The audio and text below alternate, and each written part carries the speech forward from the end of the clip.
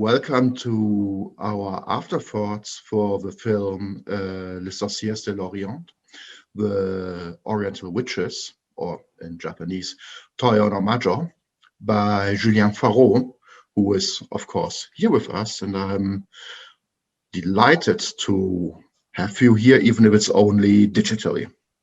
So, Julien, could you? I mean, it's one of those silly opening questions, but in this case, it seems actually quite an interesting one. How did you actually start this project?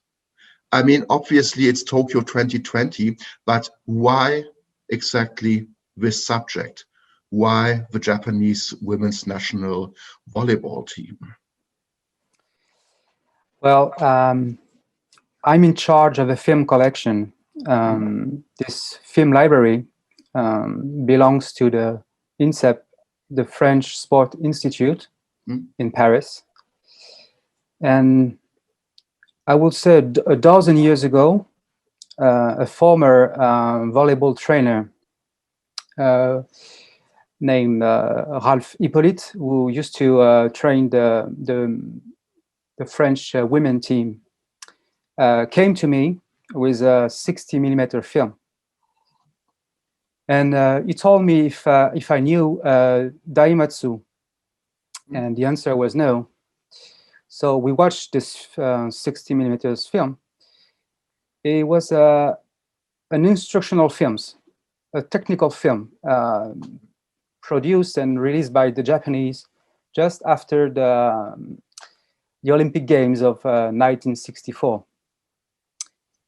So I watched for the first time, and the witches training the national volleyball team of Japan, and all of a sudden I was really stunned and very, very impressed by the speed of their drills, by the intensity of their training session, and I started to know more about them.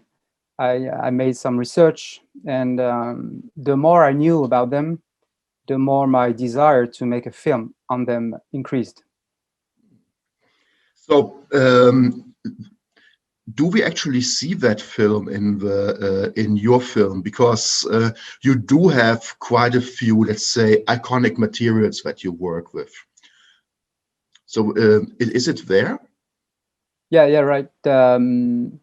It's very short, but it's the black and white training session.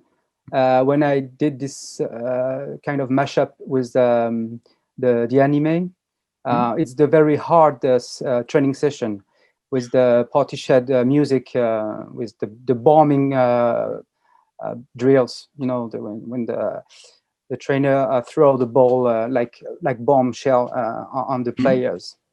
So you see this. So yeah, I used this extract there, and it's not the color archives, which I think we're going to discuss about it, the price of victory.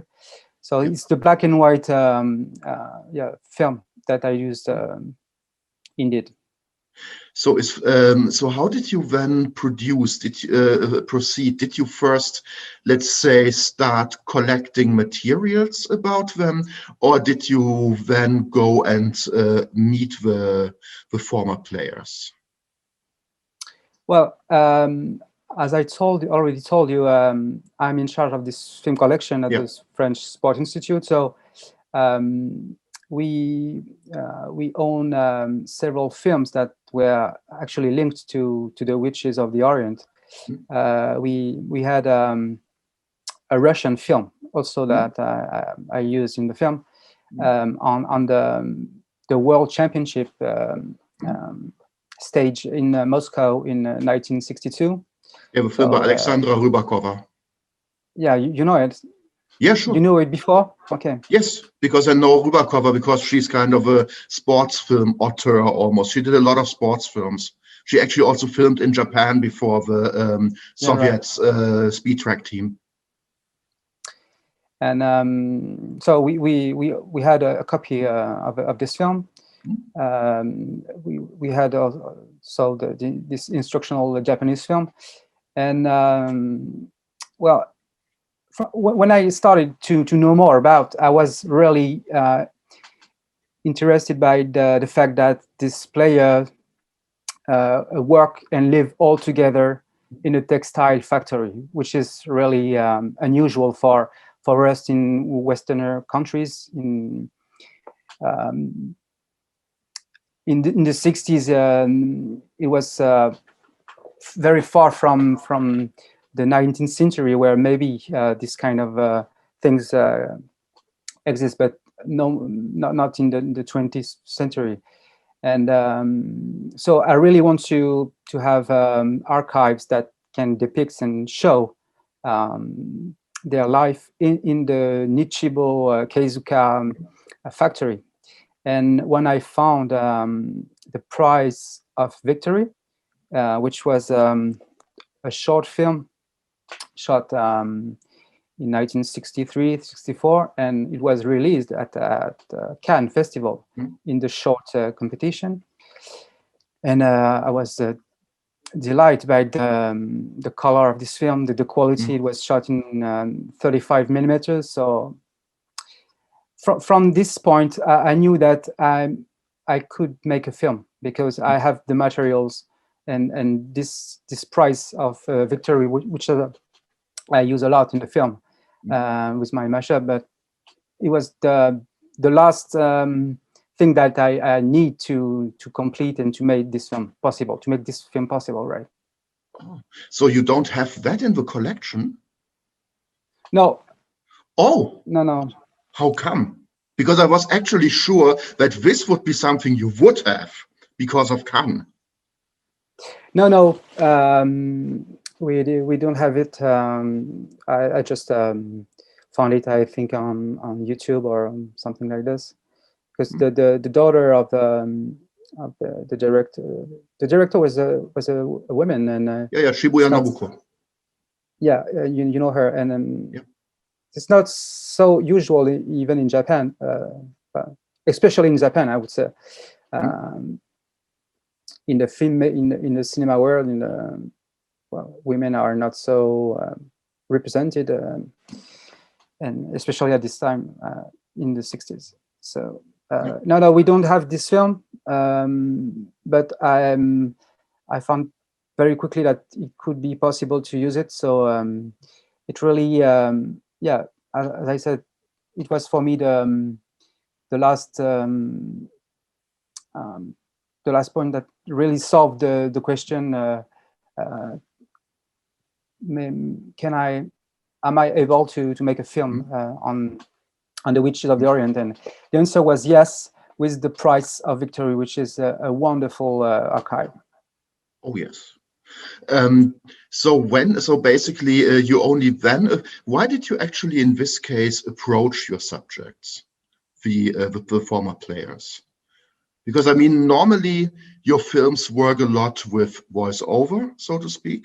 Here you have very, very little or almost no voiceover, but you have a lot of interviews, which you usually don't have. You're right. It is a premiere for me, and it was a real challenge for me, and I want to try it. And why did I choose to do this way? When I made my research, I read the articles and commentaries and about written by journalists or academics. And I really feel something was wrong, something was missing. I really thought that all these journalists and academics were not so aware about high-level sports reality, and they were shocked. They were offended by such violence, such intensity in the training. And because I'm aware, because I work in this high-level sports world, I was familiar with all this kind of thing, and I also all this commentary where blaming the fact that the Japanese applied this practice to women and not men. So it was strange because we in a Western country pretend that maybe we were less sexist or less misogynist than Japan society was at the time. But on the contrary, our point of view we were shocked because women in our countries were not supposed to train that much. You know, for instance, in my country, in France, in the 60s, women could do sports, but with moderation, you know,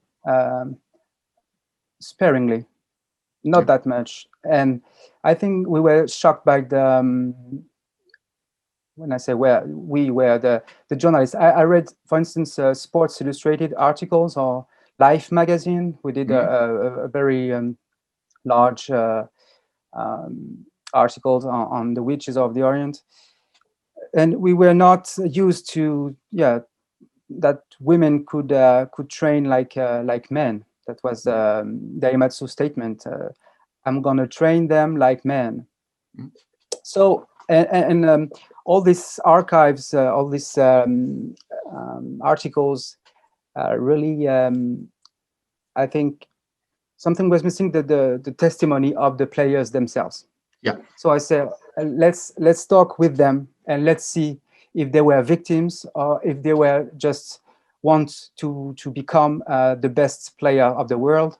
So, and I start to I look forward to meeting them, and it was a need in regard of the written archives of the articles that I read, and I think we need to have their testimony, a direct testimony, and I want them to tell their story without my commentary, my own. You said that, yeah, I really like to use and to write a voiceover, and this time I would say that it was more needed than ever to let them tell themselves their story. So, I mean, one question that's hopefully not too silly, but why are they meeting at the Kyoto Century? Is this something that you set up because of the space, or was this something that way came up? I mean, it's close to Kyoto Station, the hotel. Well, basically the general idea was to create a gathering moment, a moment that they could share together, and this place was really convenient because the team were one half of the team lived near Osaka and the other near Tokyo. So Kyoto was a convenient place because it's also a hub for transportation. So we like also this place because of the technical needs. The room, we can have this rotating camera, and so we rent this this nice place to shoot this lunch sequence. And another question in terms of, let's say, directing and ideas. Did you come up with the idea of playing memory? Because this was for me one of the most striking, also aesthetical moments, because it connected the two levels of the film so beautifully. The use of anime with the very stylized pictures, the very colorful, strong colors, and then the colors of ordinary life, which are rarely that strong. And it's memory, it's remembering. So is this something you basically asked them to do, or? I think you to notice it. You know, sometimes we have ideas, but we don't know if the audience will get it. And thank you, you got it. Right. No, yeah, the memory is of course something that I think about. Well, let's talk about the process of this shooting. We had I won this working process in two different times. The first time we went to Japan was in June and 2019, and because it was our first meeting, we only recorded audio. It was audio interview and without camera, because we have to come to them in the intimacy at their home. So it was tricky to come with our full gears, the camera, the lighting. So we just came to her with microphones, which is much easier to create a first contact. So, and I use this recording, of course, for the voiceover. I selected parts of this long interview, and we came back again in fall of the same year to shoot, and my idea was, I asked each players where do they want to be shot, to be filmed. So some of them were more, it was more obvious, more direct, like the gym club, because Chiba-san told us that she went to a gym club twice a week, and she was a very healthy woman. And when we meet her, she showed us her muscles. She was really proud and very involved in this gym club near her home. So for Chiba-san was formerly named Matsumura. So for Shinozaki-san, she's the one who's still playing, and she also she's involved in a coaching practice, and so obviously we have to shot a training or a coaching session. And for Tanida-san, the one who play memories with her grandchildren. When we went to Tanida-san, she sadly passed away a few weeks ago. Tanida. So it was very sad to know just before Christmas. Tanida-san was maybe the one who were not so comfortable with our venue, and we have to really discuss, and she probably didn't understand why a French guy came to her to interview for independent feature documentary. She was but we started to know more each other, and I really like her testimony, and she told us that she likes to spend time with her grandchildren, and that they used to play like cards or whatever. So I said, well, when we came back for the shooting, why don't we shot a scene with your grandchildren, and I'm gonna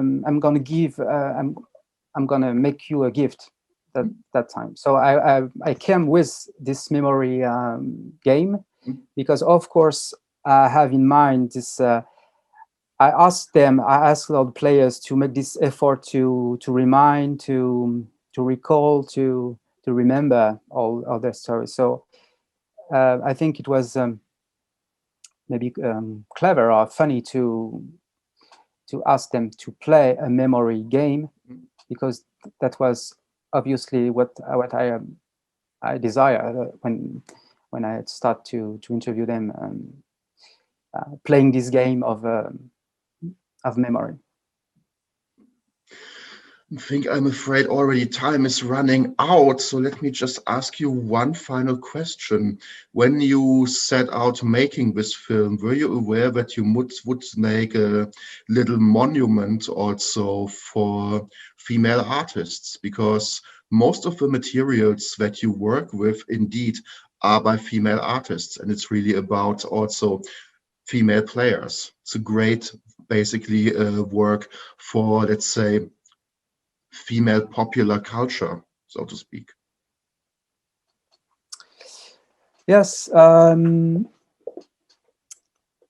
people ask me often ask me if when do you start making a film on women, on the female issues, even before the Me Too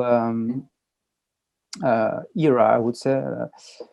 And well, I never have the opportunity to make something new, something interesting about this issue. So I think really with The Witches of the Orient, I found something that I think new and different, which is the fact that I told you that, yeah, the Western point of view where the Japanese were very harsh and misogynist and against women. We talk about almost mistreatment, and I really think that was interesting because I think it was a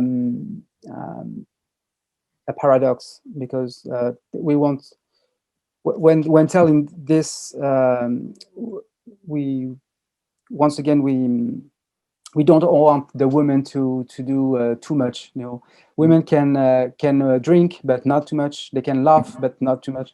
They can do sports, but with moderation. And in this time, there was no moderation at all. Women were, the witches were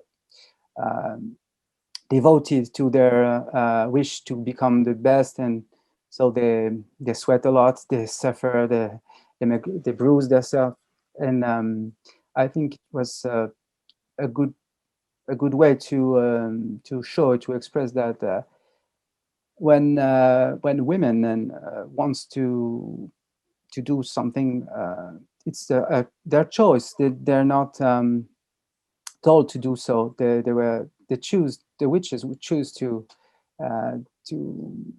become, yeah, the best player. So I think in this period of time where we all know that male domination will last too long, I think it's interesting to look at very different situation, and sometimes women were were, in the case of the Witches of the Orient, I really think that we don't have to look at them like victims, or but they really expect to become high-level sports athletes, and this is not maybe the common, the usual women type of you have in mind. Sorry, I'm confusing, but I think it's a very complex question, and yeah, this is my point of view on this issue, and I think it's very debated right now, and I really think that the Witches of the Orient are pioneers in the high-level sports. Absolutely. So I would like to thank you for your wonderful insights into your film, and I can't wait for the next one. Thank you very much. You're welcome.